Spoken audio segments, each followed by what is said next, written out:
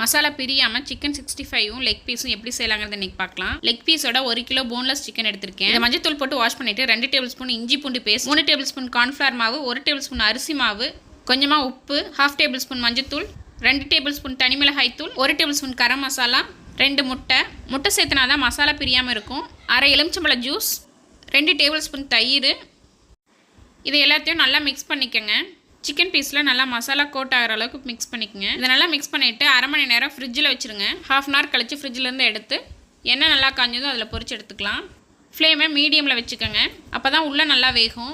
இதை நம்ம ஒரு 5 நிமிஷமாவது எண்ணெயில் பொரிச்சு எடுக்கணும். சிக்கனோட கலர் நல்லா ரெட் கலர் வர அளவுக்கு பொரிச்சு எடுத்துக்கோங்க. கலர் நல்லா சேஞ்ச் ஆன பின்னாடி எடுக்கிற சமயத்தில் கொஞ்சமாக கருவேப்பிலை போட்டு எடுத்துருங்க. இதே போல் தாங்க லெக் பீஸையும் நம்ம பொரிச்சு எடுக்கணும். அதுக்கு 2 சைடும் நல்லா திருப்பி போட்டு வேகட்டுன்னு எடுங்க. அவ்வளோதாங்க, ஈஸியாக நம்ம சிக்கன் 65 ரெடி ஆகிடுச்சு. நீங்களும் உங்கள் வீட்டில் ட்ரை பண்ணி பார்த்துட்டு எனக்கு கமெண்ட் பண்ணுங்கள். தேங்க்யூ.